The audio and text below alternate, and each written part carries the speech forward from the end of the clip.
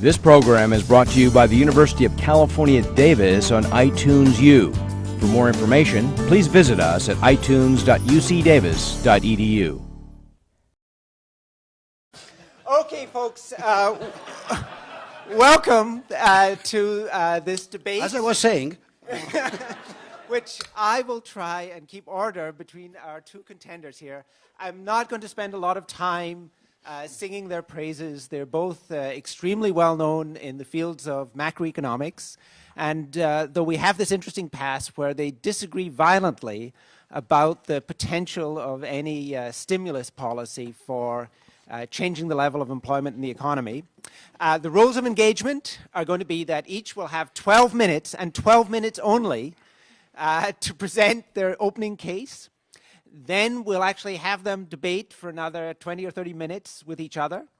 Then some of the distinguished UC Davis economics faculty will get a chance to question them.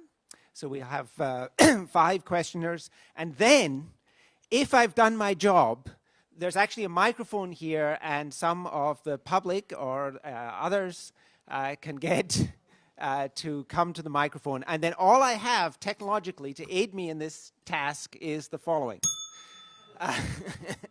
So, without further ado, Brad DeLong will now defend the Obama stimulus. Well,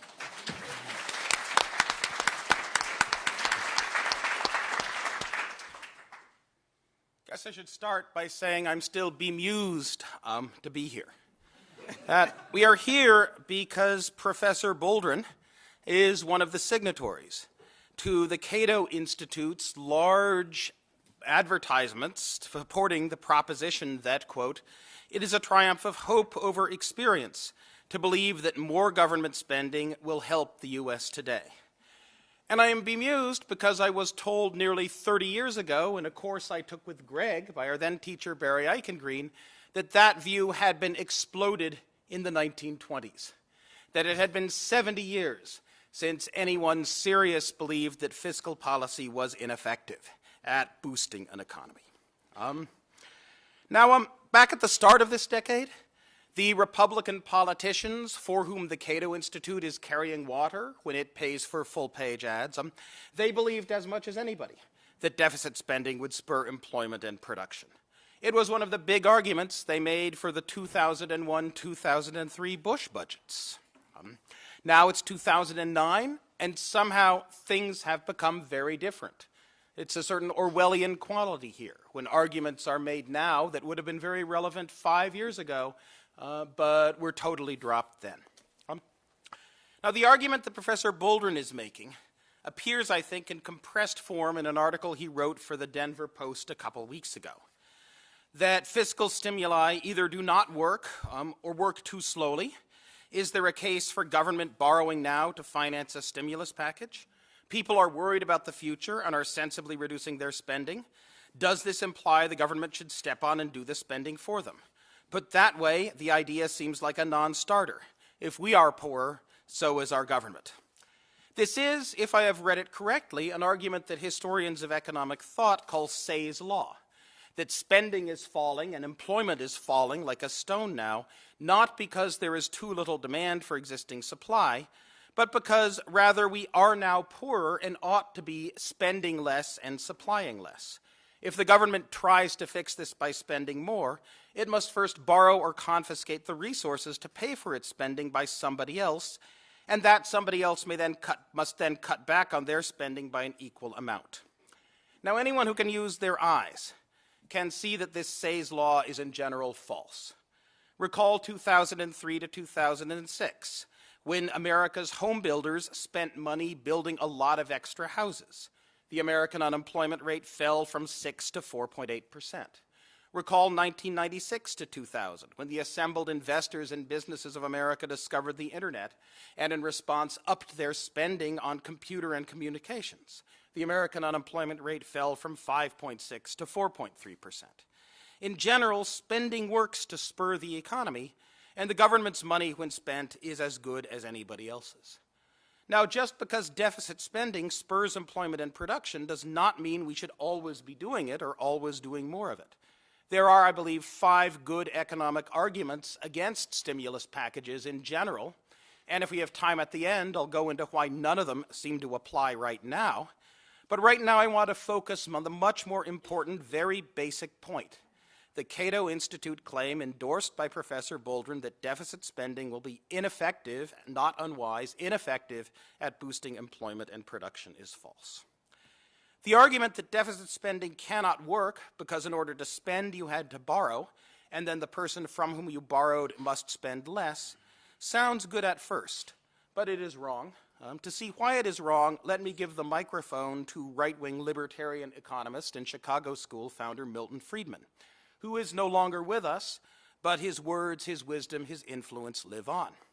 And here is the argument Friedman made in 1972 for the power of fiscal policy with signs reversed.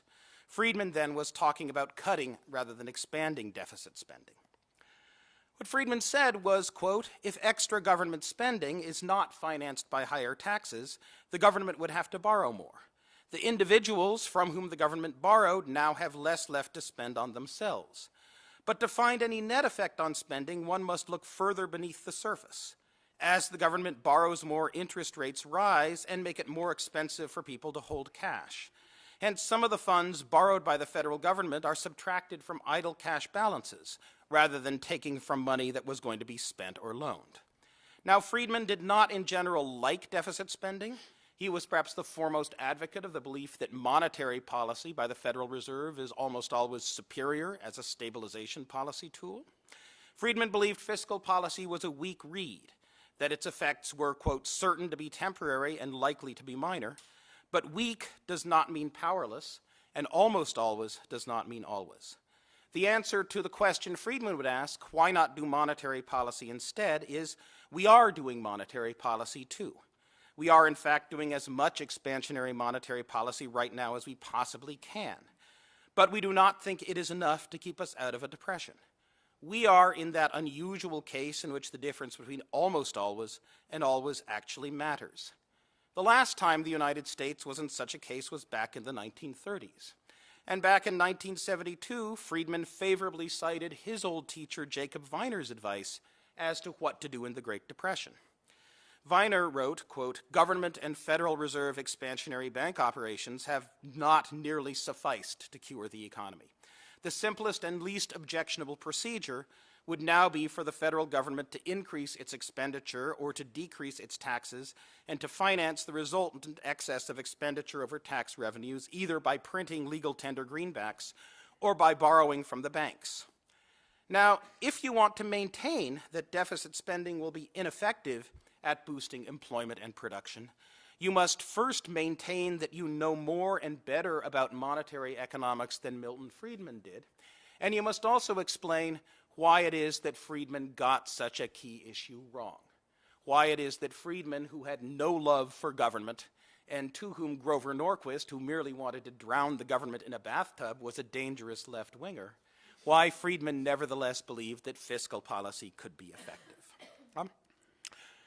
Now, when I listened to Professor Boldrin on the radio yesterday, he appeared to be a very strong advocate of what my old teacher Walter Salant called the We Must Suffer caucus.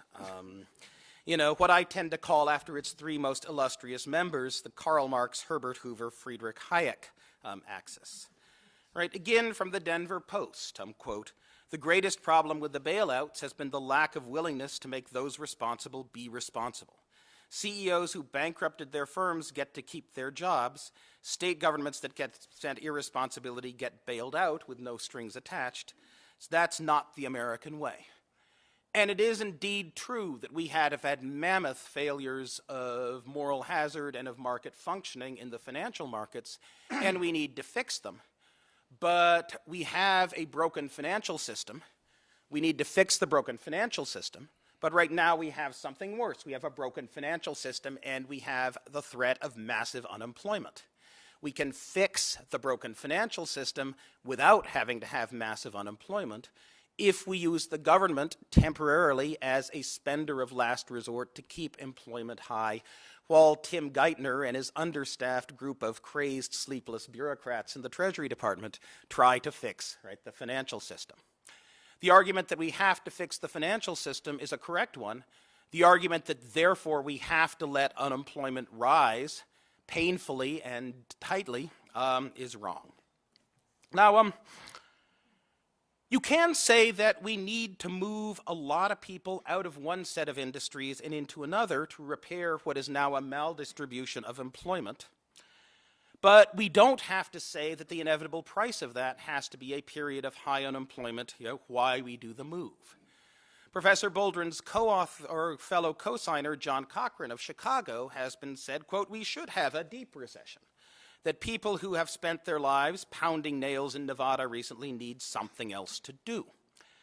And Paul Krugman has, I think, what is a decisive answer to this Marx, Hoover, Hayek belief that we must suffer, or rather not we, because we tenured college professors keep our jobs, and in fact consumer prices fall a little bit, so our purchasing power is likely to rise. It's the little people, the construction, the manufacturing, the service sector workers of America, who are the people whose lost jobs are that big downward line at the end of the graph. What Krugman writes is the basic idea of the Marx-Hoover-Hayek axis is that a recession, even a depression, is somehow a necessary adapting to the structure of production. We have to get those people who are pounding nails in Nevada into other places and occupations. The trouble is that we didn't need to have a period of high unemployment to get those people into the nail pounding in Nevada business. So why must we endure a period of high unemployment when we want to get them out? And why do recessions reduce unemployment across the board, not just in industries that were bloated by the bubble? The current slump is affecting non-housing bubble states as or more severely as it is affecting the epicenters of the housing bubble.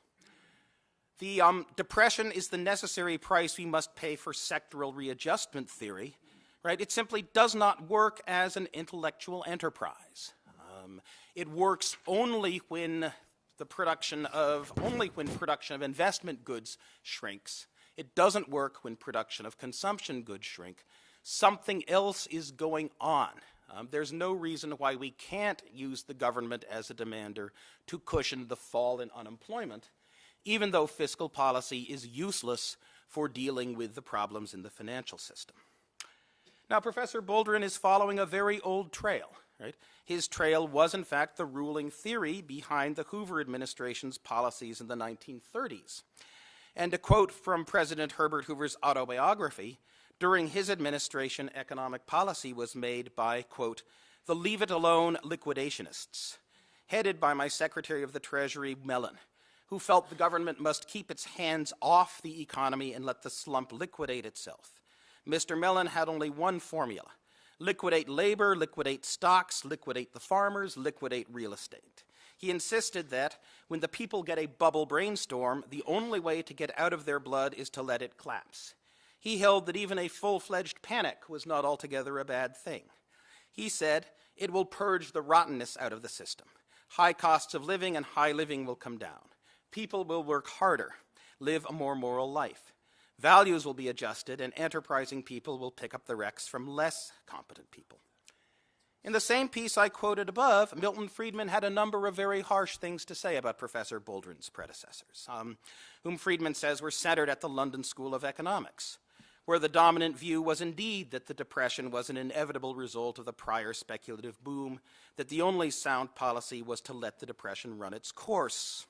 This London School, really Austrian view, I referred to, Friedman says, as, quote, the atrophied and rigid caricature of the quantity theory of money that is so frequently described by the proponents of the new income expenditure approach, and with some justice. He and his teachers at the University of Chicago, Friedman goes on to say, had never believed in such dangerous nonsense. And I'm out of time. Thank you.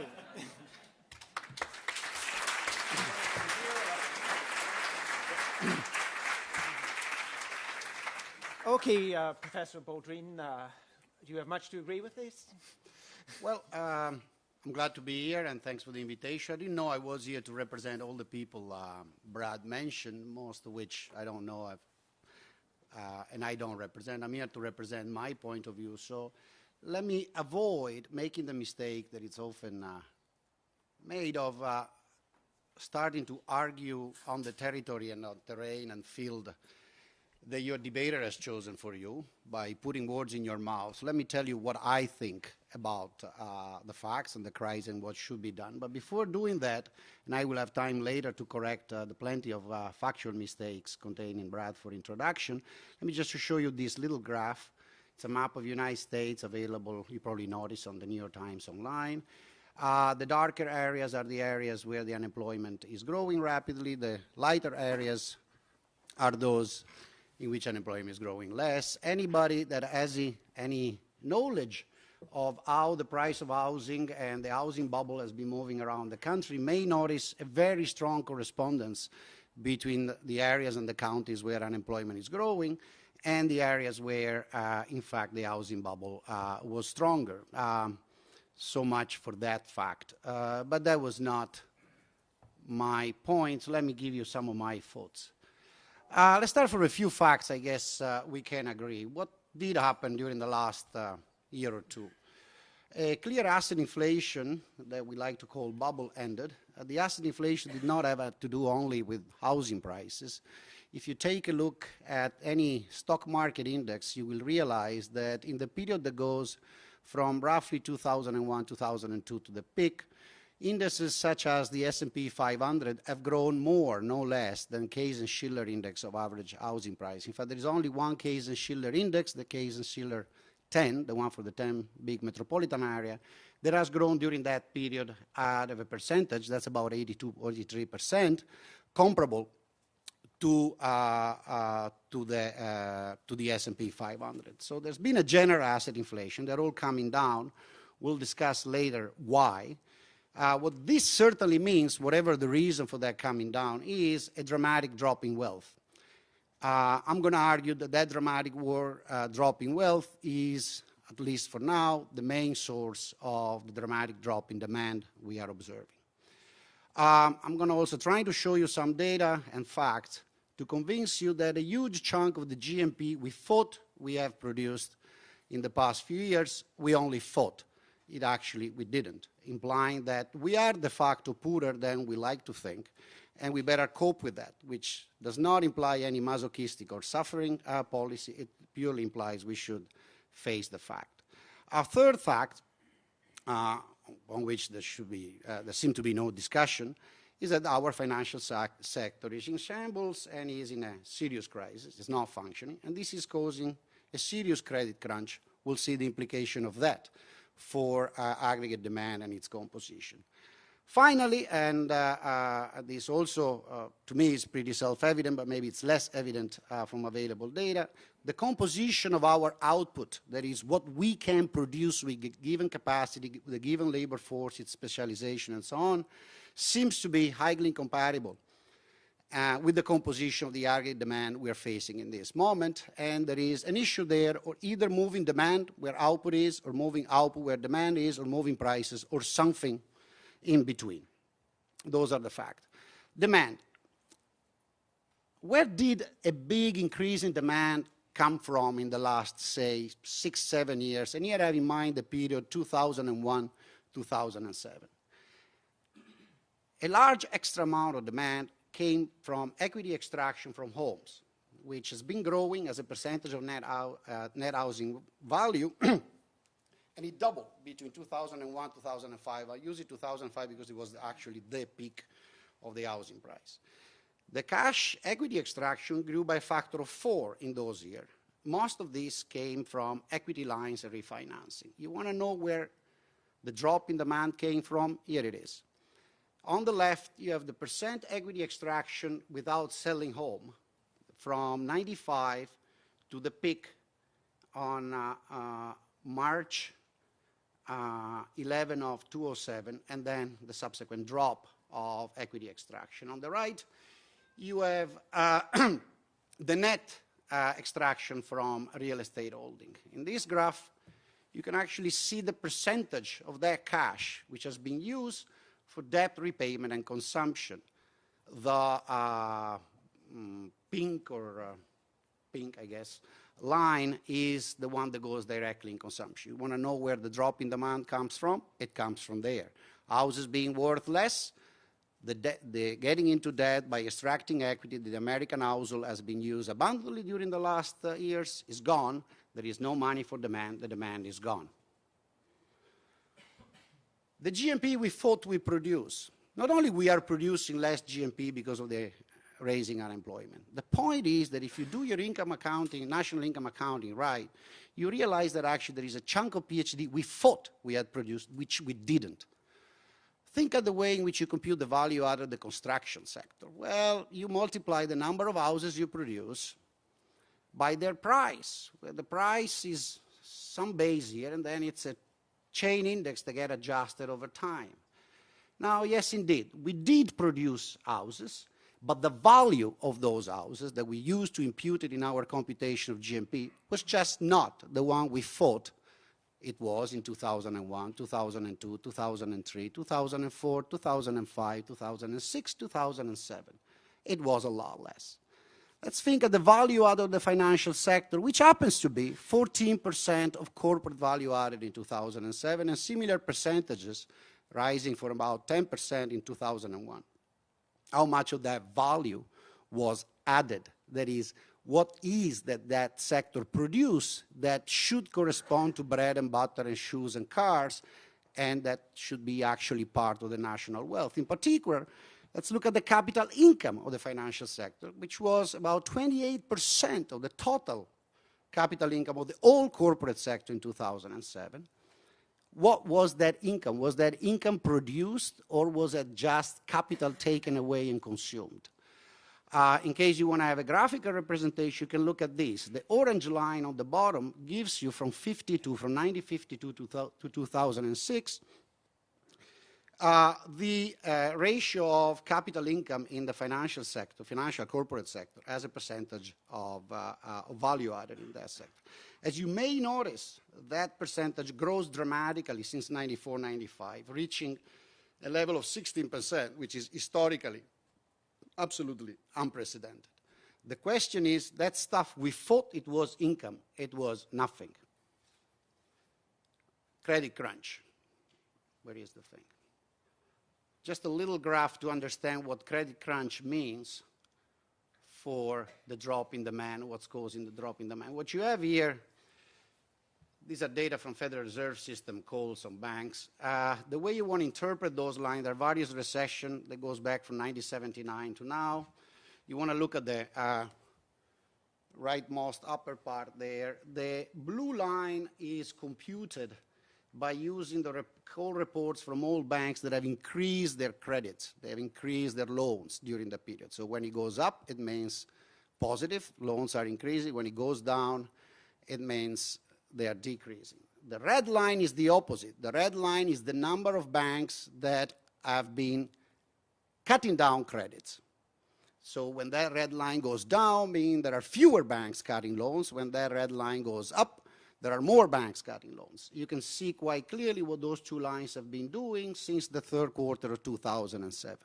You're wondering why people are reducing their consumption, reducing their demand of a variety of goods, in particular durable goods. The answer is in that graph.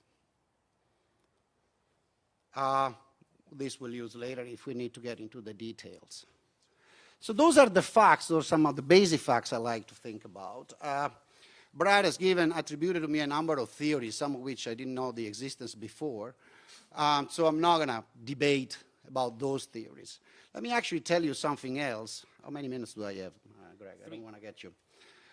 Do we have models, do we have tools right now that will allow us to think at those facts and interpret them in any credible way? My impression is that we don't. We barely have a little sketch of the model, the third one in the line. The other two we can throw into the garbage can.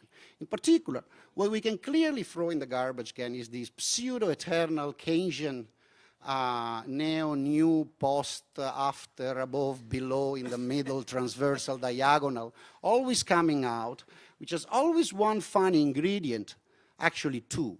The funny ingredient is price is sticky. Prices are sticky. I thought this whole mess was due to the fact that the damn prices are the opposite than sticky. They're going down like rocks. So what the hell am I going to do with that model? And on top of that, that beautiful model tells me that you know why you have a drop in demand? You don't have a drop in demand because the value of houses are gone. You don't have a drop in demand because people cannot take out equities. You don't have a drop in demand because there is a credit crunch. You have a drop in demand because consumer had a preference shock. They just woke up one morning and said, hell, I don't feel like consuming anymore. I'd rather go fishing with my friend Larry Jones. Technology shock. I suppose you were waiting for some Minnesota clone of Ed Prescott. Ed is a nice guy. And I love him a lot, especially when we're having beers. But no, I'm not his clone. RBC model in this whole story, can't tell us zip. I saw no technology shock. I don't know what they can explain me. They might explain other episodes. They're not going to explain this one.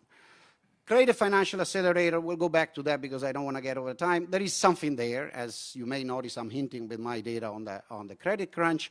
I think there is something there we should focus upon. This may be useful. Let me stop here. 1 minute? Okay. So these are the facts. These are the models that were available. Not a lot. My suggestion and my position, borrowing what I have written, actually, not what Brad has attributed me, but what I've actually written and signed, is that we should think hard to what we're facing because it's not really something we understand clearly. We don't have the tools. And our rich kind of Pavlovian dog reaching for the automatic pistol in front of the banana or whatever bone is wagging in front of us, it's not a good solution. I don't like the idea of just saying, well, you know, I always said public spending. Let's do public spending too, right? Isn't that what you do when you are in a crisis? I don't know. I'm not advocating some painful future. I'm saying, look, there is no quick and painless fix of the mess we're in. And if we want to make it less painful and shorter, we may want to spend some time thinking harder at what we're doing. We also should not deny the fact that we wasted 2 precious years at the policy level pretending that the problem was not as serious as it was, and therefore creating substantial panic in the market, in the public, and around the world. I'm going to do it now. and insisting on a politics of fear that we seem to be doing these days too, when we say, look, we have to do something, absolutely something immediately, otherwise the world is coming apart. Hold it. Maybe the world is coming apart, but doing things in a hurry, typically, when you are in troubles, maybe like rock climbing, like I was showing you before, it's actually even more dangerous. So hold on a second. Let's try to make this debate useful. Let's talk about what we actually said, not what somebody else, Mr. Hoover or Mr. Friedman, whoever they were, said. And let's move on. Thank you. Hold on. Okay, folks, now let's just alternate with 5 minutes for each side. And Brad, over to you. I don't think I'll need 5 minutes. Microphone. Well, first of all, I can't on the fly produce a graph with degree of housing bubble overvaluation on the horizontal axis and rise in unemployment over the past year on the vertical axis. I don't have it here. If I had it here, it would show a cloud with an extremely low correlation.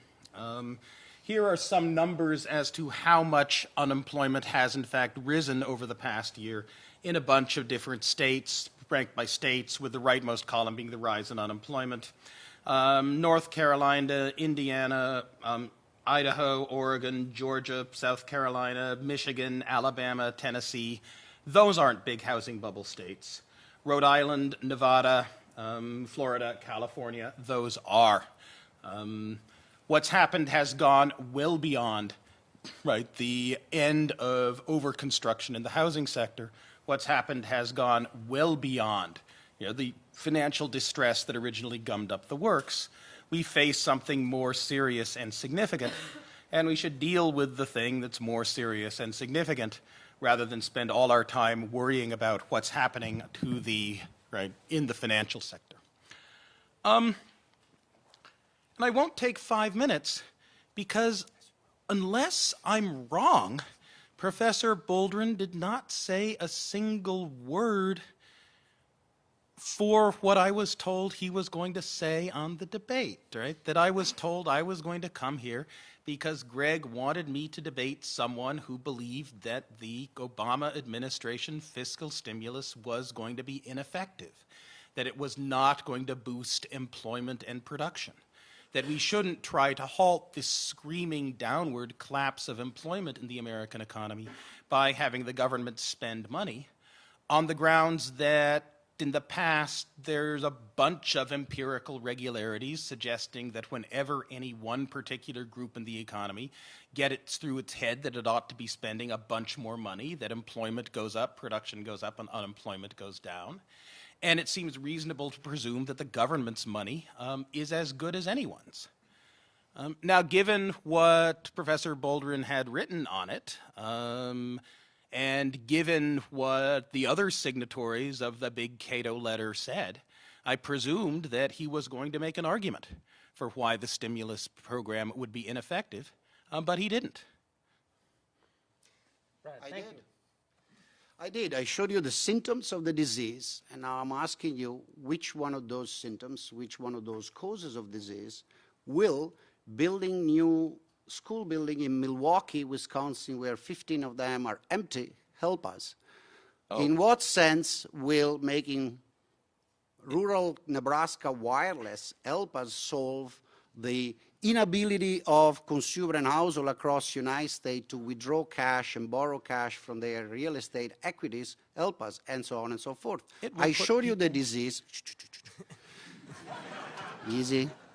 I showed you the disease. I said, I'm not sure I have the cure ready. I have some hints. If we want, we can go and talk about it. What I know for sure is that this quick fix that you have in mind ain't going to fix that for sure. So I did talk about what I was supposed to come here and talk. I said, by showing what the problem is. If we want to talk about the real problem we are facing and its causes and the way it's manifesting itself in the economy, I'm happy to do it. If we want to repeat litanies, is that the way you say litania in English? Right? And religious principles, go ahead. I don't have any particular religion to attach myself, so I'm not very interested in a debate of ideologies. I'm interested in what happened. It will put people back to work. Which people? It will keep them from losing their jobs. Really? Do you think that spending money... So let's get one thing straight here. Let's get one thing straight here. Let's get one thing straight here.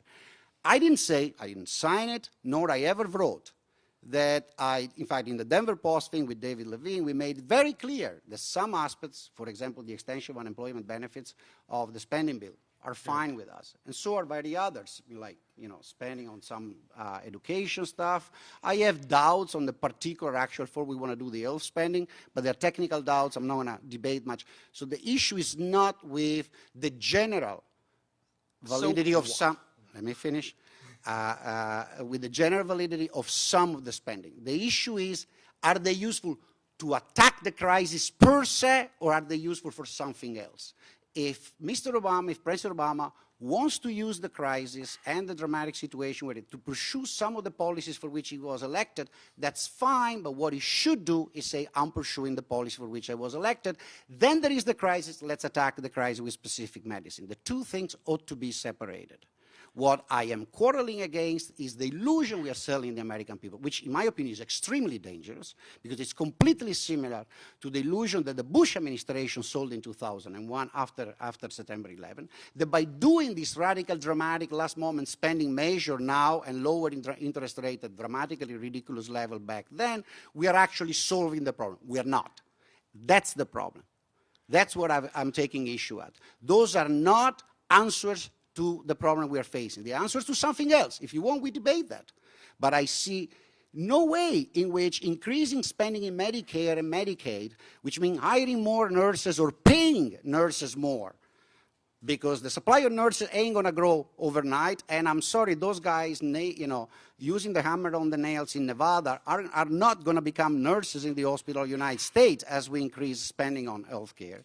We're not solving their unemployment problem of the nail guys. We're just maybe increasing the demand for nurses. But then it will take the time to turn the construction worker with their big, thick hands into nurses. Well, it seems to me that you shouldn't have signed the Cato Institute letter. Let me judge that. No, if your disagreements with that are of the magnitude that you just said. And it seems to me that you're misrepresenting the Obama administration's position quite remarkably right now. That if you go and if you talk to Barack Obama, if you talk to Tim Geithner, if you talk to Larry Summers, and if you ask them, does the stimulus package fix the problems in the financial system? They say, of course not. They say the idea of the stimulus package is to have the government act as spender and demander of last resort so that the problems of the financial system don't manifest themselves in an unemployment rate that gets above 10%, as well as all the other problems, right, that they're creating. To say that we shouldn't do fiscal policy now because it won't fix the problem is like saying that if someone's artery has been cut, you shouldn't apply pressure and put a bandage on the wound because that's not how you sew back up the artery. And the answer is yes, after the patient's stabilized, you do need to fix the fundamental problem. But first of all, for God's sake, put a bandage on it. And don't sit around watching them bleed to death saying, oh, well, putting a bandage on it won't deal with the fundamental problem. And no, it's over to me. It's very simple, Brad. You're missing the point. I mean, you're very good. You must have belonged to some debate society, but allegories, metaphors, the sick guy, we can come up with plenty of them, and they're not going to cut cheese. I thought you were not a macroeconomist. It seems you are a macroeconomist, whereas, thanks Lord, I'm not. I'm a student of a guy that used to do general equilibrium theory. You suffer the classical macro fallacy that you share with my old friend Ed Prescott. You guys just think aggregate, national income accounting aggregate. You don't understand that there is not spending, generic spending. There is spending in something. And when I demand a certain good, in the short run, whereas in the short run is 6 months to a year, I'm demanding that good and I'm increasing demand for that good, which does not mean I'm increasing general unemployment. I'm increasing employment of the guys that produce that good. So if the guys that are being fired are the construction workers, are the agricultural workers, are the real estate agents, are the guys in the financial sector that worked on that, that's where the unemployment is coming up, first and foremost. Or the car sector, the durable goods sector. And if I want to solve that, that's where it's bleeding, according to you, right? Well, very good. If that's where it's bleeding, that's the stuff we should buy. So if the stimulus package had to be effective for the bleeding, for the dramatic, immediate bleeding, it should contain purchase of SUV vehicles from General Motors, purchase of houses in Nevada, purchase of repair work in southern Florida and in the Tampa area, and so on and so forth. There, it's bleeding. Not somewhere else. The macro fallacy is a dramatic mistake of all macroeconomists that don't understand general equilibrium theory and relative prices. They don't understand that it's not true that you turn a metal worker into a nurse, in a computer programmer, in a farmer, or whatever you want overnight just because the public spending is doing that. You don't. You don't. It's called human capital with a big word. It's called skills. It's called regional distribution of the unemployment. If you want to stop the bleeding, you don't. If the guy has a broken nose, you don't put a Band-Aid on his butt.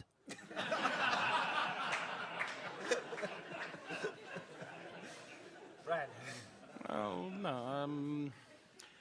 I think if you go and if you find any labor economist, they will say that the American workforce is much, much, much more flexible than you imagine. I know that the people who are now renovating my bathroom back in greater San Francisco, that one of them was 2 months ago a janitor at a local Kaiser medical facility. That people switch industries, switch jobs, switch occupations all the time. We can put a huge number of people to work building schools who were construction workers, and we'll put some people to work building schools who weren't construction workers before, and we'll have a whole bunch of construction workers people who were in the past construction workers who will be able to find other jobs. to take a look at what's happened to our employment and saying, oh, we can't do anything about it because all of the 5 million people who've lost their jobs in the past year can't find anything to do because they're only qualified to do the one job they were doing 2 years ago, completely misses the fact that half of them weren't even in that industry, right, 3 years before. If you say that macroeconomists suffer from the aggregate fallacy, and I will strongly deny that I'm a macroeconomist. I'm an economic historian. We look at patterns. We look at patterns from the past and try to say what kinds of empirical regularities are there out there and what kind of theories might account for them, rather than what macroeconomists do, which is start from a whole set of theoretical assumptions and derive an unlikely and inapplicable model.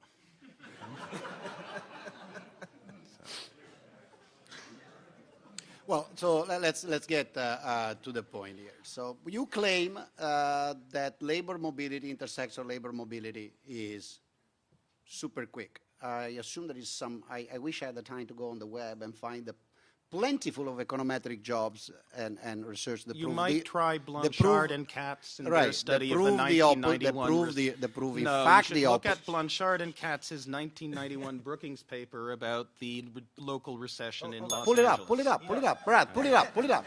Just while I talk, just go on JSTOR. I think Brookings is there. Go to the Brookings page, pull them up, and we'll see if the reasonable estimate we have available suggests that we should expect the construction workers of Nevada to be moving somewhere else, or even Nevada itself, and become nurses anytime soon during 2009.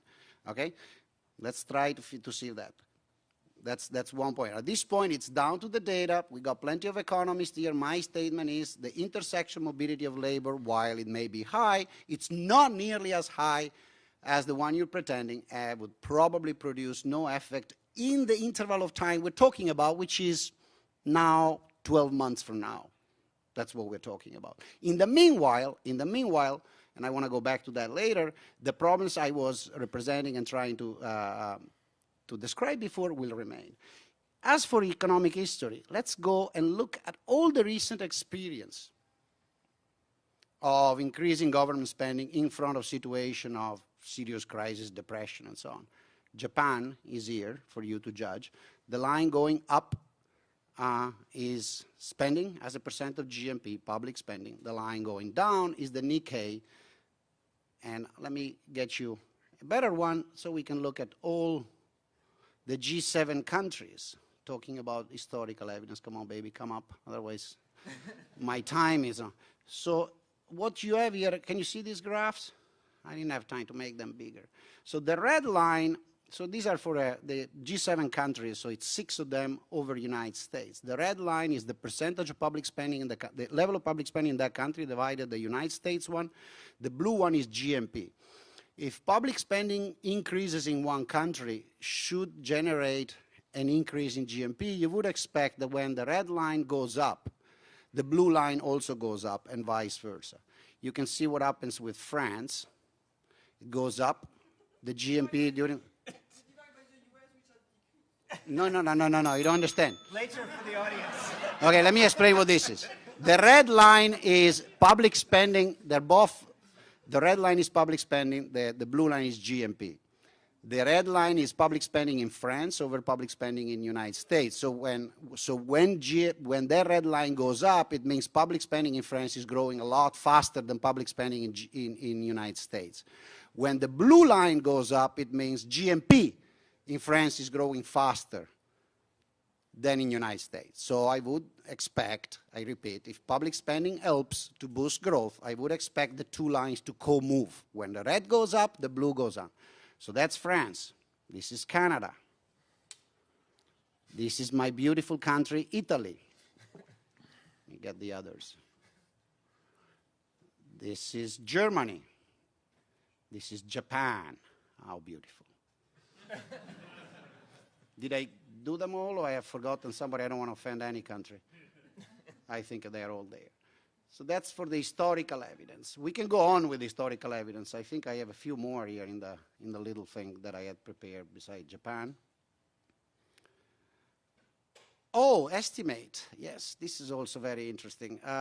There's plenty of studies of people that have used various econometrics techniques for which notoriously, and on that side I'm with my friend at Prescott, I don't have a particular sympathy, and I don't trust them very much. But there is plenty of people that believe by doing some regressions, some VARs and this and that, you actually measure actual causality. Montfort and Uhlig is the last one that has been collecting and and serving all these results. And here is their finding. Their finding is, Jesus, I'll show you in the next one because I don't want to consume time. Their finding is exactly the same as the one from my graphs. Public spending as a multiplier, which is lower than 1 even in the short run. Deficit spending in particular as a small multiplier. Funny enough, what is that they find? That the only public deficit spending that has a decent multiplier is tax cuts. That's the data. Then there are opinions, then there are religions, then there are litanies. Brad. I think Valerie Ramey at UCSD would disagree. Would say that her best estimate of the multiplier is 1.5. And Christy Romer would say that Valerie Ramey's estimates, although she's tried very hard to clean them, are still contaminated by a bunch of omitted variable biases. And she and her husband David have been arguing with us at Berkeley for the past 2 years that the spending multiplier is considerably bigger, that if you boost the government deficit by $1, you're going to get back $3 of extra spending and an associated $3 of spending worth of reduced unemployment, right, as a result. I think that they've thought about this for quite a while and worked very hard at it and are highly competent and have significant trust in what Romer and Ramey are doing. Now, if you want to reject that, and I suppose you can, I simply want to retreat to the broader historical correlations and simply say that whenever you have a spending boom by any group, right, within the society, then we see the unemployment rate go down and economic growth go up. And to say that the hypothesis that the right thing to do now to keep the unemployment rate from rising a lot is to try and see if the government's money is as good as anyone else is a highly reasonable and intelligent thing to do, and a very good thing to do, right? There are millions of people's livelihoods kind of at stake here, especially since having a stimulus package go forward has nothing whatsoever to do with the thinking about how to rework the financial system that Jeremy Stein and Tim Geithner and company in Washington, who are now on point, are doing. And if we did not pass the stimulus package and did not boost federal spending over the next 18 months, that wouldn't help deal with the financial problems at all. Let me just interrupt at this point and say, why don't we go to the Davis faculty and take some questions from then, and then you'll get a chance to sum up at the end. So I think first we have Katie Russ, and if you want to come up and just, would you declare whether you're a macroeconomist or not? Oh, God, I'm having flashbacks to the job market all of a sudden.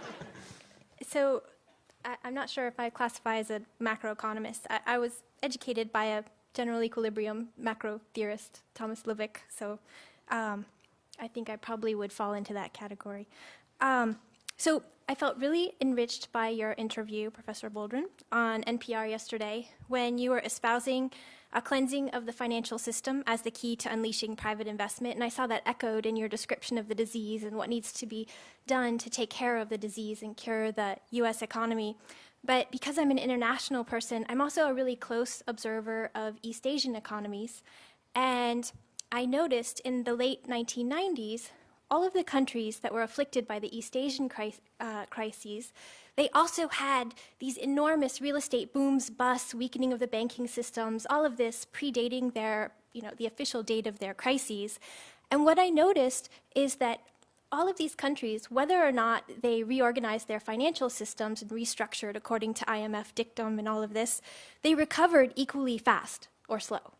And so I'm wondering what evidence whatsoever there might be, that fixing the financial system will actually promote economic recovery. So I saw your slide saying that fiscal spending will not promote economic recovery, at least not very quickly. But do we have any evidence that actually cleansing the financial system in any way could do that either? Is the rule that we answer right away? Sure. Yeah, I think we do. In fact, the cases you mentioned, you should specify a bit, because it seems to me that that's exactly what happened in those countries. The example of Japan being the most clear. Japan, in some sense, experienced something similar to what we are experiencing now, only a lot smaller, unfortunately for us now, and went through exactly the same motion we are, with substantial fiscal spending for a number of years, and with an attitude which is exactly the one Brad is giving us tonight. There are these good guys in Washington, my buddies, they're in charge. They're taking care of the financial system eventually, which meant that we all kept criticizing. The thing I find fascinating... Jeremy Stein was extremely mean to me on my last paper. I'm not sure he counts as a buddy. Take it easy, relax. So it was this keeping the banks alive. We should get into that for reasons that have to do part with convenience, part with personal relation, part with a certain view of the world, part for fear. And so on. But in any case, the banking system was kept alive in a kind of zombie state for years, becoming completely ineffective until eventually, toward the around 99, 2001, a number of banks were failed, were cleaned up. Government intervention in the banking system became more serious and more precise. And some of the banks actually, at the cost of very long stagnation of about 8 years, managed to digest what we now call the toxic assets by themselves, and Japan started growing. The Swedish experience of the banking crisis is completely analogous to that. And in fact, in the case of Sweden, many of us has brought as an example, in the case of Sweden, the government of Sweden decided to act much more rapidly. And in fact, they did get out of the crisis much faster.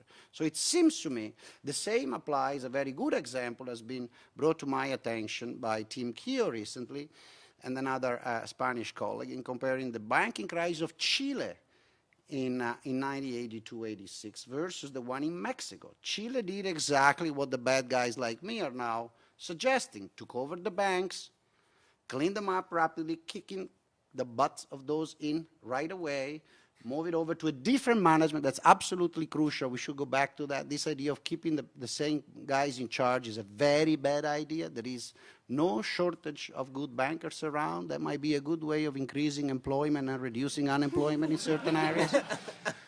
And Chile, after the banking crisis, thanks partly to the work of my friend Rolf Luders, who was actually so serious at doing that he passed legislation that got he himself in jail for his past activity as a banker. Rolf is a funny, interesting character. Chile started an economic growth process that has been continuing for 25 years. Mexico did, again, what we're doing. And guess what? It's been stagnating ever since. I mean, the number of examples actually can continue pretty much ad libitum. So I think there is overwhelming historical evidence that when you're facing a major credit crunch generated by a banking crisis, either you clean up in a way or another the banks urgently, and you address that problem first and foremost, and you focus on that, the attention of the public, and you find the political support to do that, and you don't spend your public capital in building empty school building in Milwaukee, then you fix the problem. If instead you say, well, you take it easy, we'll do it on the background. We've been doing on the background for 2 years, and we are nowhere. That's the problem. We've been doing it for 2 years, and we are nowhere. Let me just let Katie have a response to that, and then Brad, I'll give you a chance. Sorry, Greg offered us one follow-up, so I'll just follow up. So Japan, I think you're really generous in saying that it started growing after 15 years of banking reform, because I remember, for instance, asset prices increased by 0.1%, and people were very excited. That was just 2 years ago. And also, Japan's banks right now are in better shape than banks in most of the Western world, and they still had manufacturing output contraction of about 12%, I believe, last quarter. And the specific East Asian countries I'm talking about would be Indonesia, Malaysia, Thailand, South Korea. All of these countries had crises at the same time. Some of them reorganized their banking systems quickly, some didn't. And the ones Which one didn't? and grew faster. Certainly not Korea. Malaysia. Malaysia actually refused to reorganize its financial sector, and it actually recovered at least as quickly, if not more quickly, than Indonesia, Thailand, countries that exercised fiscal austerity. So, No, don't confuse the two things. Malaysia refused to implement the IMF recipes. It's very different from not fixing the bank. Malaysia took over its bank, which was almost all state banks in any case. Let's not confuse one thing with another. The IMF quick recipe of fiscal austerity is one thing. Taking care of the financial system is a different. Let's not mix the two things. Otherwise, we really are talking cross purposes. Japan grew at rates that for a demographically stagnant country like Japan are decent on the order of 2-3% in the early part of this century, and now has been growing into recession together with the rest of the world. I don't think that the fact that now Japan is going into recession, like as far as I can tell, pretty much every industrialized country I'm aware of, has any connection with the previous events. So I am not sure I understand the causality you're building up. Okay, let's have a quick comment on that from Brad, and then we'll move on. Sorry, just to clarify, I'm not trying to say that we should raise taxes and doing some IMF thing of raising taxes and cutting spending, you understand? That's almost as crazy or even more crazy than the fiscal stimulus. Yeah, if I've wandered into some alternate universe in which we're here discussing reforming and re-regulating the financial system, let me say that I want the we should do what Sweden did position. Because I have been yelling at people to do the Swedish thing, what I now call the Akerlof-Brozens plan, for at least a year and a half as the right way to fix the financial system. But this is supposed to be about the stimulus package. And as far as I can see, the entire logical structure of the argument is that because we should long ago have taken the Swedish model as our model in dealing with the financial system, we should not attempt to reduce unemployment by doing a fiscal stimulus package. Okay, which has the logical structure of because asparagus is part of a healthy diet, you shouldn't eat fruit.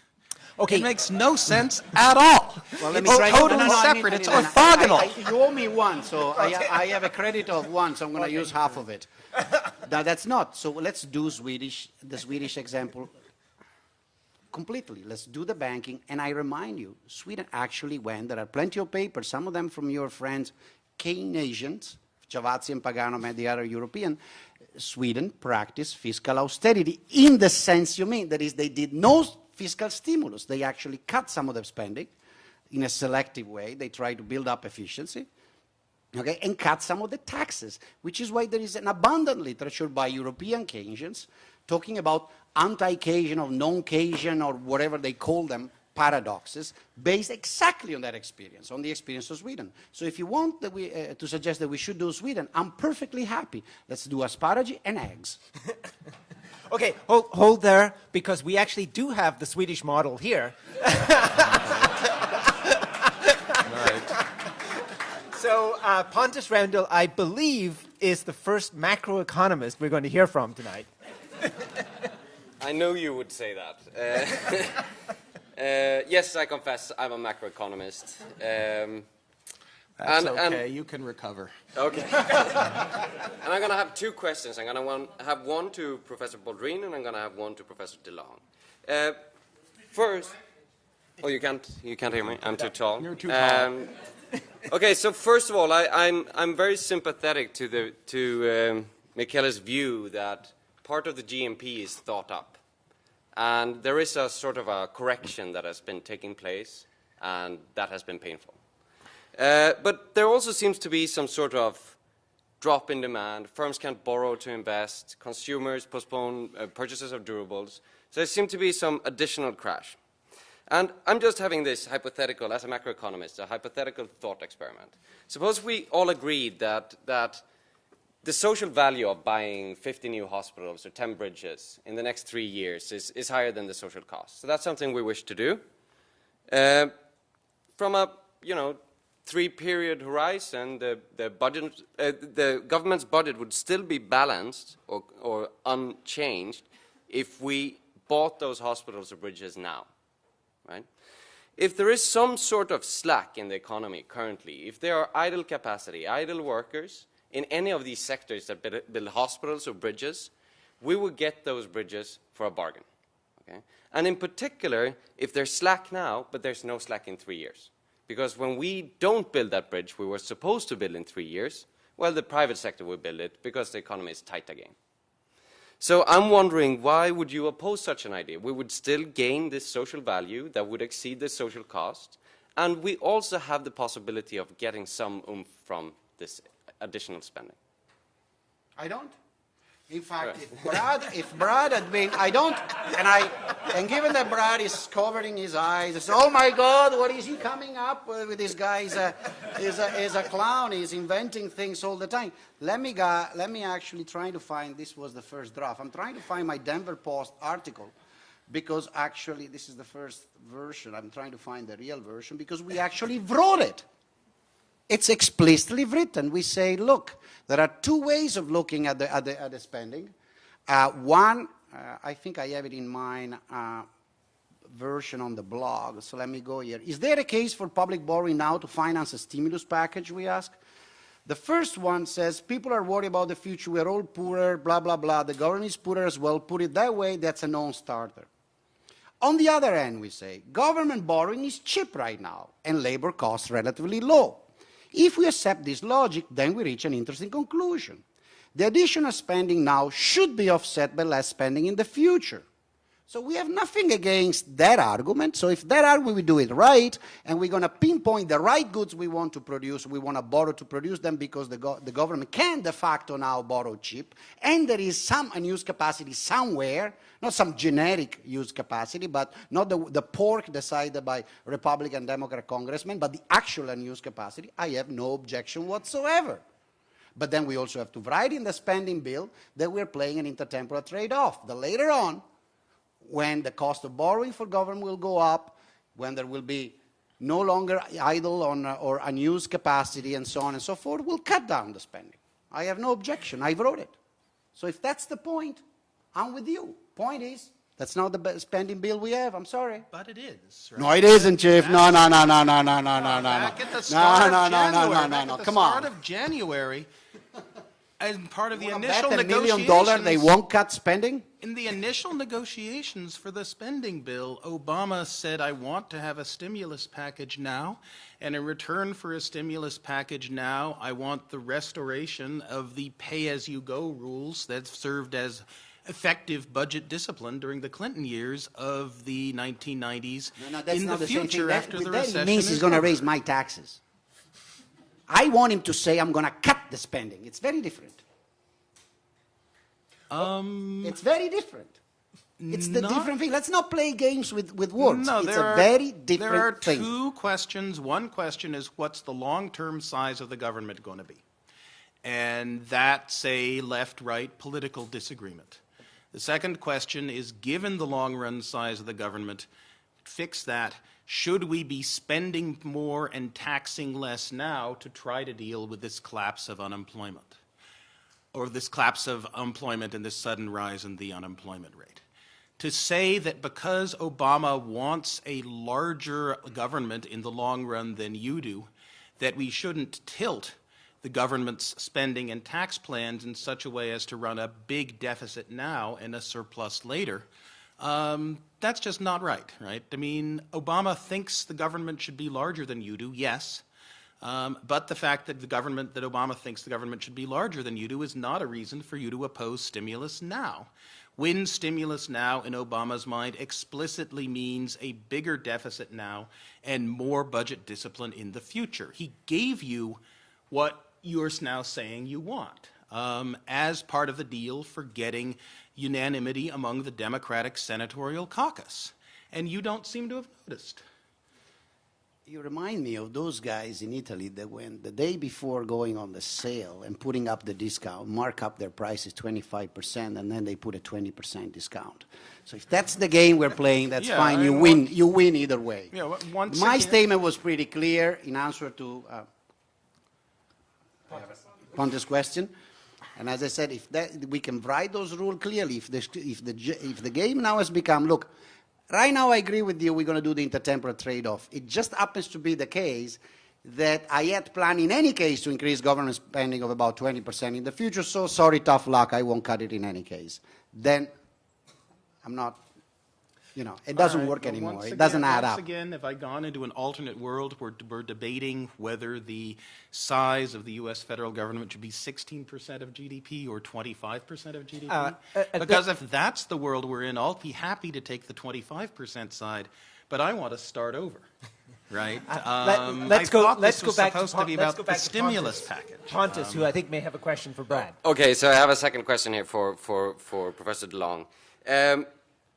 So as I previously noted, we have this fall in private investment due to the lack of credit. We have a fall in the purchases of durables due to postponement or out of fear of consumers. And it seems like with some rigidities in the economy, that this doesn't really translate to lower wages, but rather to higher unemployment. And so there is some sort of slackness in the economy. But it seems like this slackness should be reflected in prices.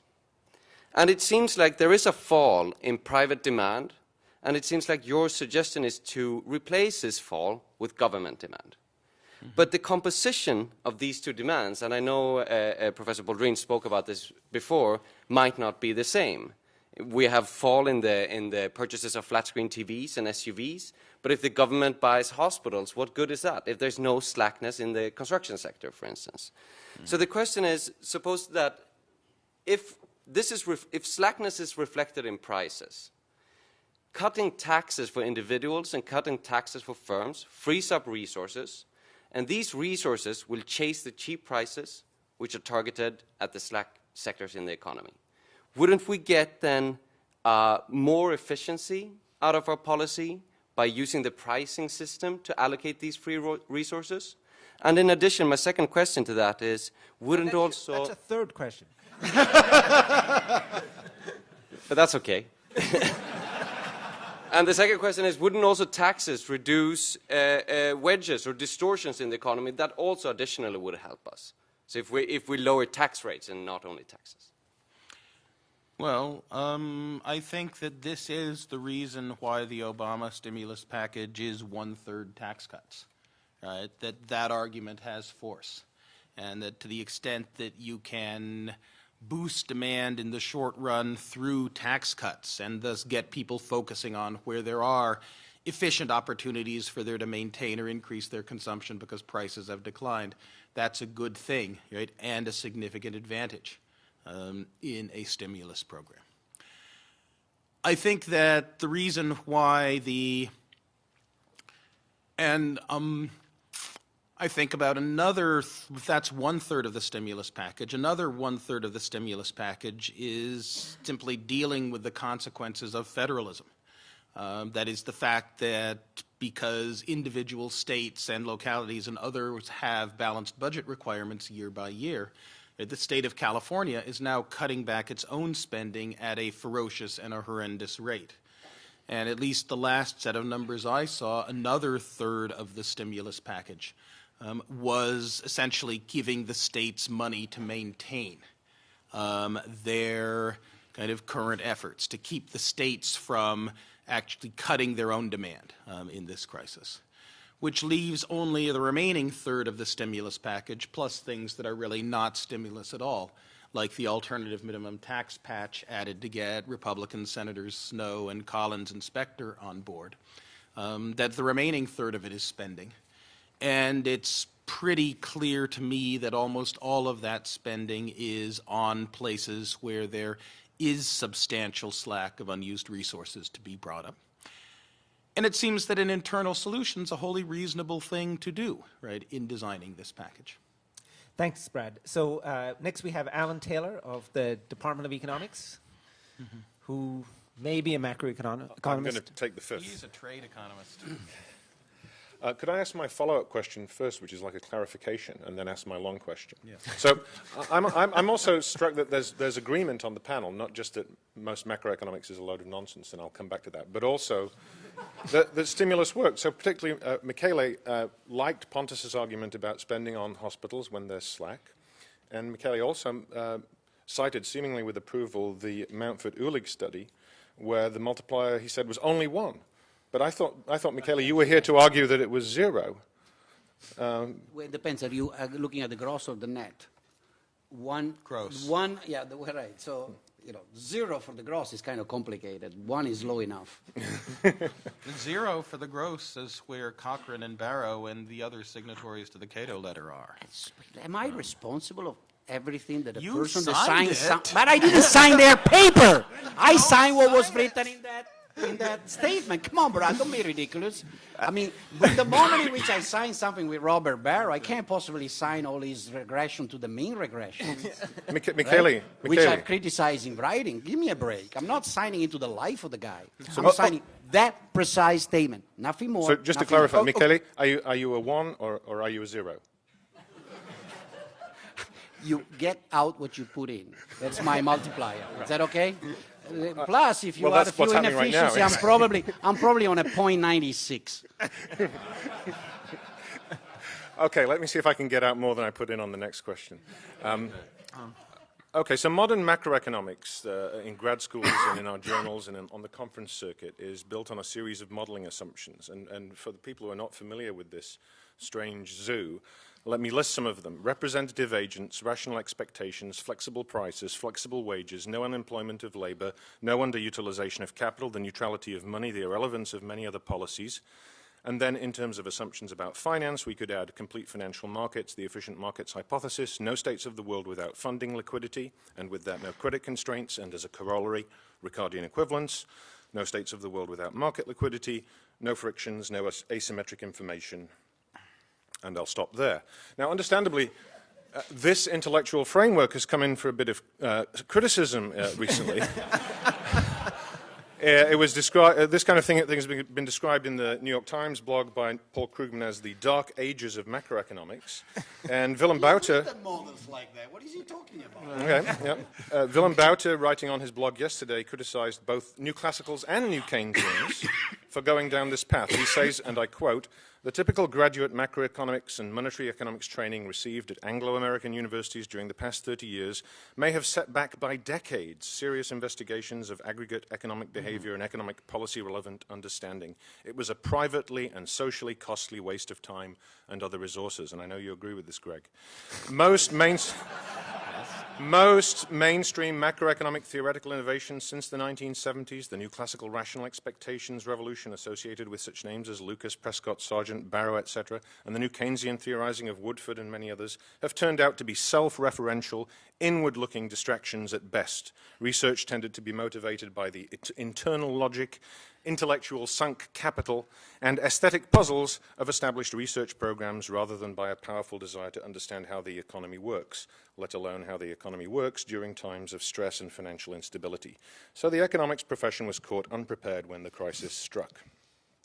So I'd like to ask you, where do you stand on all this? Do any of your policy recommendations and understandings of this crisis depend on these models? And as for our future research, what the heck should we be doing? You asking me? Both of you. Well, let me just say yes. Yeah. And I sign in. Let me say that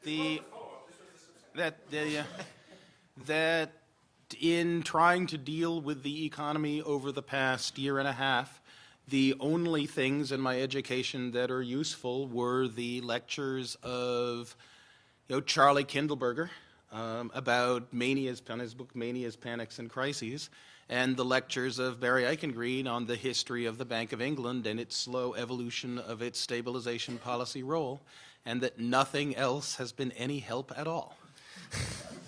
I'm less sanguine than Brad, but but I'm not so far away. So I think Willem Buiter there has a little bit of what you say, Shrillness. Sour grapes. Yes. Is that the way you call it? Yes. Maybe because he got a few papers too many rejected by one of those guys. But leaving personal issues aside, I think that is not so off the mark. A couple of years ago, when this whole charade started, I wrote a piece, and I regret so much that I hadn't translated it in English on my blog. It had a little bit of resonance around Italy because it was on the misery of macroeconomics, in which I guess I was saying exactly what Professor Buiter said yesterday or the day before on the Financial Times. Tough luck, I didn't think to write it in English and put it on Financial Times. I would have got better press. So, yeah, I wouldn't be so sanguine in the sense that it's too easy to dismiss good research that is also relevant when it doesn't apply at the problem at hand. There is stuff from that literature, we have learned a number of things. If you want, we can go through them now, but we'll get a bit technical. But it's certainly the case that at a certain point, and I agree, it's become seriously self-referential, and this applies to both. In my humble opinion, it's even more self-referential in the new Keynesian thing because of the way in which it has evolved. It seems to be an area of research in which people start with a conclusion, and the conclusion is always and obsessively the same. Money matters. You know, if I put liquidity, we got to get employment going through the roof. So that's the conclusion. The central bank, they are the ever-powerful guys. In fact, I consider them intellectually. And again, it's not a personal matter. These are social phenomena responsible of the build-up of this, one of the most absurd myths of the world for the last 20 years, the ever-powerful master of the universe, from Mr. Greenspan onward, right? It's this absolute insane myth that Greenspan moves some levers somewhere and miracles happen and we all become rich. Paranoia. Absolute, total paranoia, in my opinion. So that whole literature seems to be motivated by that. The real business cycle, or whatever you want to call it, literature, has become religious because once they hit a point, which I think they hit a point at the beginning, which was, look, technology shocks, changes in productivity due to, call them natural or technological reasons, do play a role in business cycle, and we ought to study them because they have explanatory power. They turned that thing from an interesting research hypothesis into a religious commandment. And then the model shrunk. You know, you ask my student, I always poke fun in the first year class at the word is not log utility, representative agent, Cobb-Douglas production function. I hate them all, and I refuse to use them. But yes, overall it's correct, which is a reason why I also have a very sanguine attitude toward people that think they have the fix in their pocket right away. That's why I disagree with Brad and the people that insist that the thing we ought to do is the fiscal stimulus, blah, blah, blah, for the reason he said no, because we don't have evidence in theory and in the empirics supporting that. And while he keeps insisting that it's okay, let's do it, it's the emergency thing, we have to do something while we think of the real problem, I insist it's not true. The political debate doesn't work that way. That's the point. The political debate works by focusing public opinion attention on issues and acts. And in the moment in which you convince them, like Bush did with his silly $400, whatever it was, tax rebate, that you're doing something, then people don't pay attention to the serious problem. The serious problem go under the rug. So it's not true, Brad. Let me insist on this because I think it's the most important thing that as an academic I feel like saying. It's not true. Even if I may agree in single specific pieces and bits and pieces of the stimulus plan, that I should say yes to that approach because we have to do something in the meanwhile that we think at the bank. No, no, no, no, no. That distorts the attention of the public opinion. We have to focus the public opinion on the banking sector, on the financial crisis, on the things that cause it, on the bad regulation, and so on and so forth. We have to focus the political attention on that because either we solve the problem as soon as possible, and every week that passes, every month that passes, it's worse, or 6 months from now, you and I are going to be at some other nice place having the same ridiculous debate, and you're going to tell me, Michele, but look, unemployment's gone 12%, we got to do something. And I'm going to tell you, oh, but, you know, Citibank, we gave them last other 50 billions. You know what I mean? Thank you. Next we have Kevin Sawyer, and I just want to ask that if we can ask a question without a 400-yard run-up, that would be helpful, because we're going to run out of time very soon, and I'd like to get a few questions at least from the people who are not technical economists. My name is Kevin. I'm a macroeconomist. Forget about the current situation. Forget about the current situation. Let's think of the previous 25 years, right? Because obviously the current situation is a mess, right? And we can't get too much agreement here. So over the last 25 years, from 82 to 2007, that 25 years, real GDP doubled. We had two very mild and very short recessions during that time. We had the longest expansion in history. Inflation went from 6.2% to 2.8%. The unemployment rate went from 9.7% to 4.6%. That's a pretty good record, right? I think you can look at that 25 years was an outstanding economic performance. So, do you think, and I know the answer to this, do you think macroeconomic research should get some credit for those achievements? And if so, it is a beautiful world. You guys all look alike to me.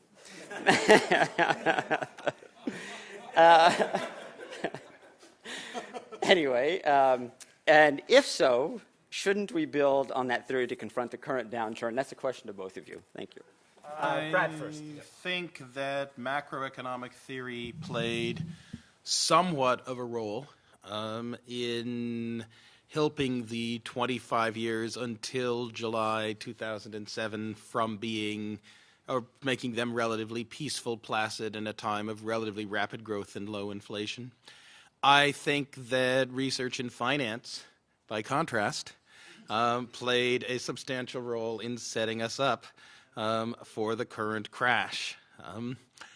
So if we are allowed to divide the world into macroeconomists and finance economists, we can say, kind of like they did in Animal Farm, right? Macroeconomists, okay. Finance economists, not so okay, especially not the continuous trading and the Gaussian, right, the Gaussian diffusion assumptions, not so okay at all. Thank you. Yeah. Okay. I mean, I can add further jokes, but basically I tend to agree. So our last question here is actually Eric Rouchway from the History Department. And Eric. Not only am I not a macroeconomist, I have never been a macroeconomist. But destroying the government of the United States by force and violence? I'm not the one on trial here, Brad. Oh, we are. Historians don't do models. We just have information. And this discussion has prompted me to have a lot of information racketing around in my head, especially about the U.S. Capacity to borrow to employ people, especially in its major wars, such as the Civil War, World War I, and especially World War II. And it's worth noting that on these occasions, the United States government is very good at making use of a labor force, which often include lots of men with hairy hands who became nurses, like Ernest Hemingway and Walt Whitman, who had no trouble performing those duties. We're much more flexible, us hairy-handed guys, than you may think.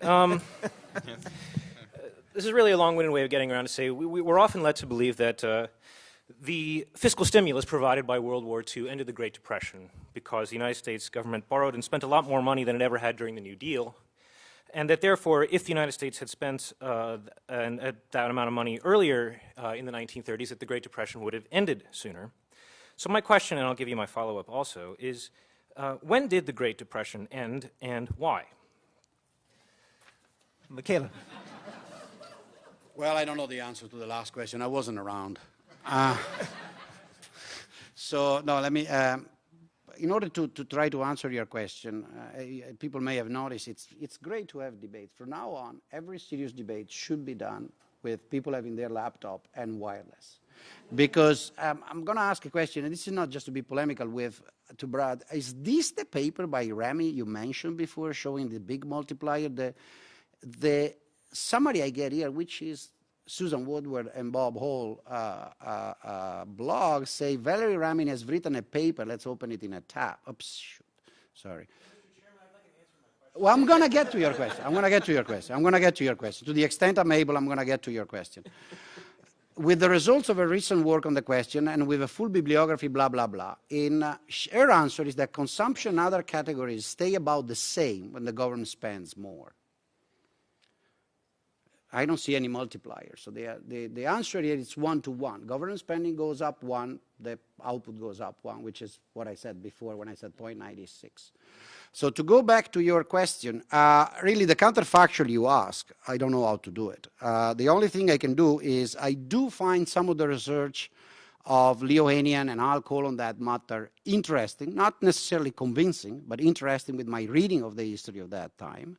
And their answer to your question, to the extent I believe it, let's put it 0.7, between 0 and 1 is no, it would not have ended earlier. Now, you also know the answer actually to your question when we look at the data. When the big depression ended, it depends how you define it. If you define it as going back to trend, you know you have to wait for the end of the World War. If you define it by growth rate going from negative to positive, you know that that's roughly around 33, 34, but then there is a drop in 35, and it takes a long while to go back to trend. more than that, I think if one has to be intellectually honest, cannot really say, and I think you knew it before asking the question. Again, all the evidence we have in terms of the counterfactual the federal government spent much more back then, would have the depression been avoided or be much shorter. All I can say is what I said before. There is no evidence for the multiplier to be larger than 1. Therefore, the answer will be no. It would not have ended earlier. And also, let's try to this may open another myth. Let's try to stop. Mr. Hoover was not my friend, nor I have any relation with his family and descendants. But this mythology that Hoover was some laissez-faire fiscal paranoid that didn't do any public spending is completely false. Morgenthau, if I'm not correct, was the Treasury Secretary for Roosevelt most of the time, has in Britain repeatedly argued that pretty much all they used to do for the New Deal was to take over legislation, amplify it a bit. So the amount of federal spending he put in was substantial. You can say, well, it was not enough. So in taking a kind of Krugman approach, 1 trillion is not enough, we need 3. Sure, again, counterfactual are very hard to do in history, but this mythology that there was no federal spending, no public spending between 1929 and 1933 when Roosevelt came to power is just mythology. So we should actually look at the scene properly. There was substantial increase in federal spending during that period, and it had absolutely no effect. Increases in federal tax rates as well, on the rich, which Hoover thought he had no choice but to do, largely because of pressure from his right, from Andrew Mellon, his Treasury Secretary and company. Hoover's judgment of his policies after the fact in his autobiography was explicitly that he ought to have spent a whole bunch more and worried significantly less about balancing the budget than he did, and that he was very ill-served by his subordinates. A very cranky man in his old age. As to the answer to Eric's question, right, the Great Depression ended in 1937, and then Roosevelt, Great Depression having ended, gave a sigh and said, I can abandon all of these emergency stimulus policy measures, and we can go back to what I've always believed, which is tight money and balanced budgets. And as he did so, the economy fell off a cliff again. Into 1938 with another sudden big demand shock. And that what's happening from 1938 on is actually a second depression, called it Roosevelt returns to his kind of old balanced budget self recession, and is probably best not modeled as part of the Great Depression itself, right, which reaches its nadir in 1933, after which you have fairly rapid recovery. As to what would have happened had you done World War II-style government spending during the mid-1930s, well, there are enormous problems with extrapolations outside the range of the data. Right? You're drawing a straight line and you're extending it 4 times beyond any data points you have, and to the extent you then stand up and say you believe in that, well, you're very much like Wile E. Coyote having run out beyond the edge of the cliff and hoping it'll still sustain you. Nevertheless, right, countries did 3 things during the Great Depression. They ran balanced budgets or they ran substantial deficits. They kept their interest rates relatively high to maintain gold standard credibility, or they pumped money into their economy. They stuck as firmly as they could to their gold standard parities, if necessary imposing exchange controls, or they let their currencies float and fall. And along all 3 dimensions it looks, but the number of cases is not that great, as if whatever stimulative policies you did helped. If you let your currency devalue, as Sweden did after its 1992 crisis, in order to boost spending on its goods by importing it from abroad, that helped. If it pumped its own economy full of cash so that people had ample money balances that they then held some itch to spend, that helped. And to the extent that the government spent more than it took in, that helped as well. I think we have a much easier time with the counterfactual if we simply move World War II up 5 years. and say, suppose that World War II in Europe had started in 1934 rather than 1939, and the U.S. had gotten into it in 1936 rather than 1941, I think then the answer is pretty clearly yes, right? That the early coming of mobilization for war would certainly have pulled everyone out of the Depression much faster. No, let me take it. No, I don't think. I think you're just. Well, it's fine, but this is a classical case in which hope is taking control of what you say over experience. You know, this is a graph. The graph I'm showing there is actually from the paper you quote approvingly. And it shows that the military spending effect in the United States, both in the Korean War and the Second World War, it's by Valerie Remy, is 1-on-1 on GNP. Yeah. You put in one, you get back one. That's her finding. So I don't see how. As for Europe, by the way, you understand, Italy, Germany, and so on were actually out of the Depression. They never got in for completely different reasons. Well, Germany got in. Germany definitely Germany got in earlier, Brad, and got out. Right. So it has nothing to do with the 29 Depression. It's a different. Adolf Hitler and military spending. That's why it got out in the 1930s. If you want to go through the economic history of Germany, that's fine. We can have the debate on that. But you certainly cannot use that argument in this instance for public spending and so on. No, you certainly you cannot. And you know that. No, spending on concentration camp, building concentration Don't camps. mix up dates. Come on. That's not real change you can believe in. Okay. Order. We have almost run. Concentration camp in 1932. We have almost run out of time, but let's just take 2 questions from the audience to end up with here. You have to come down to the microphone down here. Anyone who wants to ask a question, but down to the microphone that's here. Oh, move the microphone otherwise. Right. It seems that one of the main goals of the stimulus package and ways of measuring success will be that unemployment goes down. But there are tons of people that can't retire because their wealth is diminished so much. So they'll stay in the workforce for a much longer time. And I haven't heard anybody talk about it or address how that's going to affect this whole thing, the measurement of it or the success of it. And I'd appreciate some comments on that. That's a very interesting idea that I had not previously thought of. Although I had, in fact, thought of what the effects of the collapse of the stock market will be on retirement trends, right? I mean, this is quite an extraordinary thing to happen to stock market wealth, especially because this time it's not orthogonal to, it's very correlated to housing wealth as well. So anyone whose portfolio was at all in stocks and real estate and was at all defined contribution has now seen a major, major hit to the resources they thought they were going to support them in retirement. And so I'm going to ask your question to my old boss, Alicia Manel, who's now director of the Center for Retirement Research at Boston College, because she's the person who I think is best equipped to answer how will what's happened to portfolios change retirement age and affect the measured unemployment rate, especially as she's just announced that she's going to postponing her own retirement for 4 years. Michaela, any thoughts on this? Well, I had thought about it, and yes, I think that that's a serious issue that people are not taking into consideration. I think it's already showing in the data, in part in people behavior.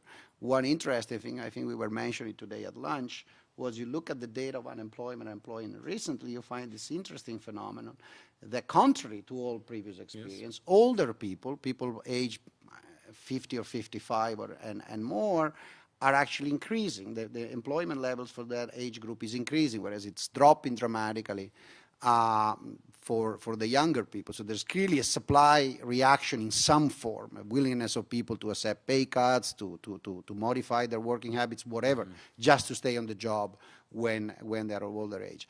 It also, and this is going to surprise Brad, I'm sure, again, assuming I'm some insane Republican economist that wanted total privatization of the pension system.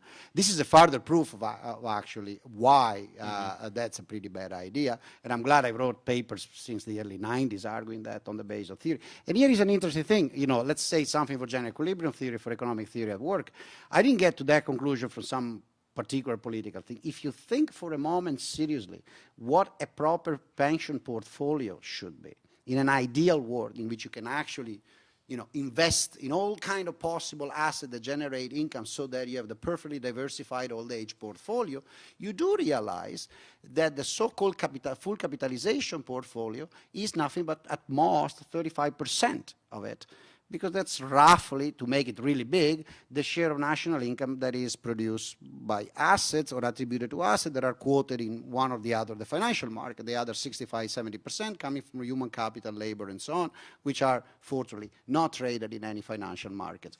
Henceforth, if you want a really efficient and properly diversified portfolio, there's very basic general equilibrium theory that suggests, well, you want something like resembling the pay-as-you-go. If then the design of the pay-as-you-go, this is something this administration should take up seriously, not stimulus plan. This is a lot more stimulating, in my opinion, than stimulus plan. The design and the incentive system internal to our current social security are particularly bad, also for some of the reason, for some of the problem you were bringing up. So that's certainly, this may provide us with an opportunity to take up the incentive system implicit in the design of the social security thing. But it certainly, I hope, will put to rest forever this idea that the ideal pension system is a fully capitalized, 100% in the stock and financial market thing, and it's not something that economic theory suggests is good. That's the important thing to stress. Thank you. We have time for one last question.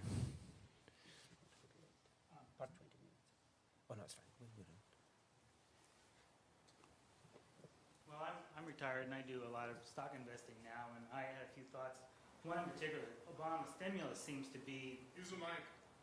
Hello, can you hear me? Hello? Yeah. Yeah, okay. Well, I'm retired and I invest, so I think a lot about all this sort of stuff, and the Obama stimulus seems to be that I've been reading figures of 10% or maybe 15% of the money is going to be spent in 2009, and that most of the money actually comes in later in 2010 and really in 2011. So it seems to be back-end loaded, and that's not going to help people out right today. Also seemed that a lot of that stuff, a good chunk of it was mentioned here, was backfill for helping the states out to do the unemployment and the Medicare and all the Medicaid and all that other sort of stuff. I think one thing that's been really missing in the program is the ability to start re-insulating people's houses and to look at energy. I think that one of the reasons that the credit bubble ultimately busted was because people are spending more and more, okay, and energy is getting more expensive as time went on. Finally, there was a pinch, okay, and that ultimately started it all. Do you have any thoughts about the speed of the reaction? The last numbers that I saw were calculations by the Congressional Budget Office saying that 28% of the stimulus money was being spent in fiscal 2009, which is a government accounting period that ends on September 30th, 2009. Right? So in design, the intention was for the money to be spent fairly evenly over the next 2 years to the extent that they could. Right, ramping up programs as fast as they could, but no faster, so that they weren't trying to pull places where there were no workers, trying to spend money on places where there were no workers. So when you say 10% in 2009, it sounds like you've been listening a little too much to Fox News. Because that's not... Come on, he might have looked at less, how can I say, Obama-prone estimates of No, the these are the Congressional Budget Offices, and for so? God's sake. And the so? Congressional Budget Office And has... so? Good God. I don't know. Do you know anything about the American structure of government at all? I actually do, and you're not going to convince me that the Congressional Budget Office doesn't fiddle with data like every other guy.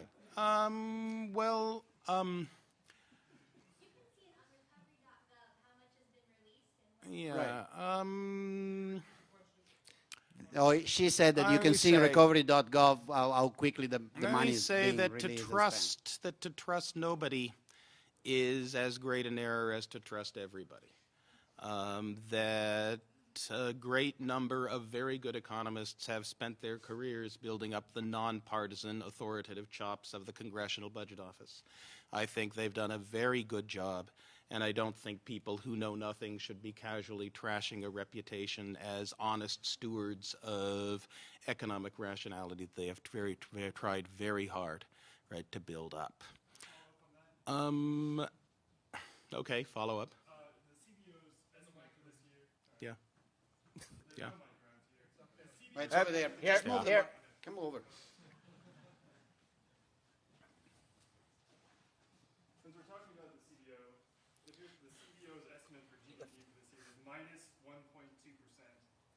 That just sounds a little bit optimistic. That's not a follow-up. That's the CBO's estimate was from a forecast made at the start of January, when I think that was a Even then, I'd reasonable, say it it was was a a little bit very optimistic. reasonable number for a year-over-year number. Michaela. I'm not going to get into the debate if the Congressional Budget Office does has a big or small confidence error. And, Why around, not? And you could go back. No, and because look it at doesn't its seem past it doesn't seem to records. be the numbers. Its are there, forecast errors are unbiased, have been unbiased for 23 years. It regularly does retrospective evaluations of the extent to which. No, I actually have information here. It regularly does retrospective evaluations. And I let you do exhibit your not. information, and we'll. Hold on. There is a Let way you of do figuring not out. have Let Michaela information. answer, please. I'm not interested in that type of debate, in the sense that, you put your faith where you want to put it, and you put in that estimates because it pleases you. There's plenty of others. You don't have to go Fox News. Any number between 10 and 20% is fine. Problem is that even if it is 25%, it makes no difference, because the amount that we are talking about in the case is 25%. It's about a quarter of a little bit less than 800 billion, which probably 800 billion, which probably includes in that the part you don't like, which is the patch on the alternative minimum tax, which alone, if I'm not incorrect, is 80 billion. So that's about 10% already gone. So you understand that the actual money going in the thing that you like called spending is probably in the order of 10%, even under the Congressional Budget Office estimate. So in any case, we're talking numbers that are relatively small, and we're talking on a period of 12 months, whereas. September's only 7 months. Fine, 7 months, correct. I thought he was saying, well, okay, I think I got myself confused. So that's neither here nor there. But let me actually, given that I think I owe a little bit of I have a bit of a credit on time here. Let me, given the number of interruption, let me actually try to repeat and insist, because you keep evading the issue, and I have not heard a word from Brad on what he thinks we should do with the financial system. Yes. Why? No, you haven't. I would like to understand in what sense you believe we should keep trusting whatever is going on between the Federal Reserve and the Treasury Department on the matter. Because, in fact, if there is something that concerns me seriously, is that. And it's not clear to me what the strategy either of the administration or the Federal Reserve is at this point, other than apparently this idea that the Federal Reserve is going to become the lender of first resort on pretty much anything, including my next purchase of an Aston Martin. I hope they'll finance it at a properly low rate. That actually is, in my opinion, a very serious concern. Finally, on the matter of doctrine, which apparently was the raison d'etre for this debate, let me actually say something. The way you keep describing this spending plan is very much analogous to what a rigid monetarist would say is monetary policy. What you have in mind is a situation similar to 1933, where 25% or 30% of the labor force is unemployed, where the price system is completely gone, markets have been de facto destroyed and are not operational anymore, and people are strictly idle, and resources are strictly idle and abandoned because there is a lack of any form of even currency or instruments of credit in the market. At that point, what we essentially do, we don't do something. The way you describe it has nothing to do with the actual stimulus plan that we have that consists in transfer to state, the alternative minimum tax. What we do, we send a check home to every American household and say, go out and spend it, because there is a guy next door that is ready to cook your bread, fix your make your shoes, fix your roof, and so on and so forth. I think there is absolutely no doubt, and nobody's going to quarrel with that in a situation like that, the type of thing you keep calling a fiscal spending, which is nothing but a monetary injection directly in the checking account of the household, would probably work. I don't think there is any debate on that. I don't think any, straight-thinking economist would disagree with that. But the problem is that that's a fantasy. That's or a nightmare. We are not in that situation, thanks Lord for now. Hopefully we will not get into that situation. We're not living in a country where there is homogeneous, almost uniform 30% unemployment rate across the country, and plants that are perfectly operational and for which there would be potential demand working and so on and so forth.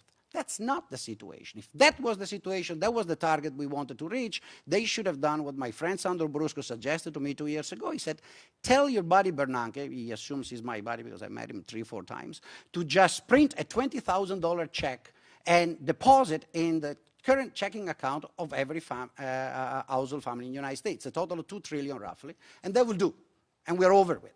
But that's neither the situation we're in, nor what has been done.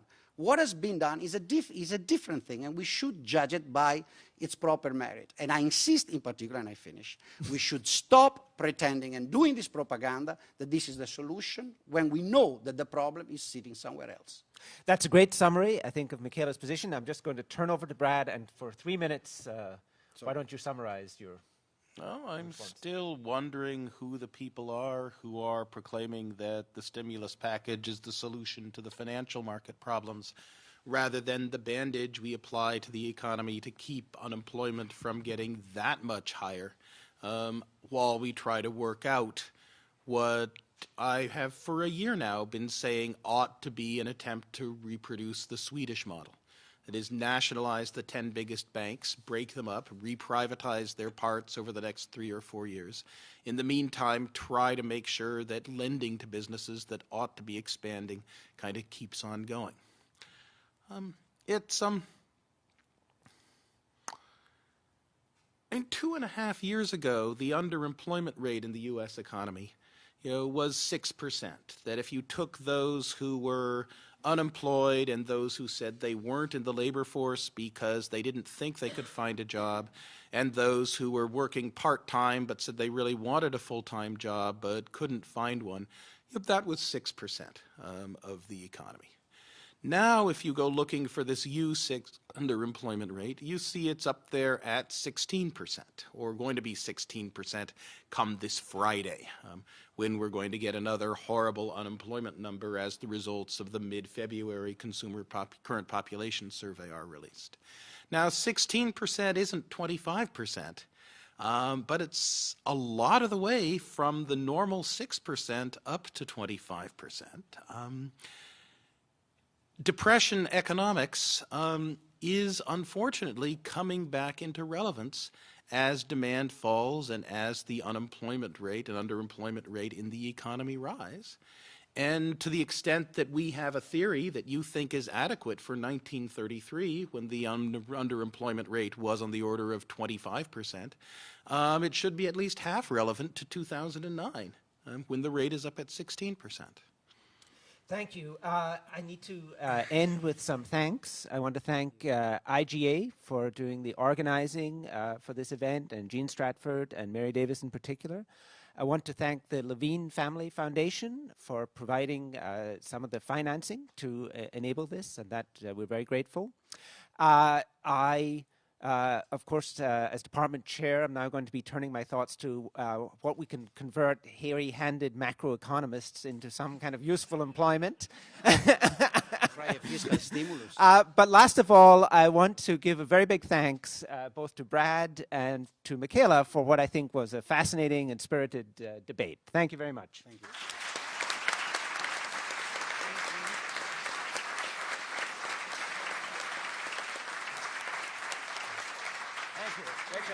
Very good. Thank you. All right. So.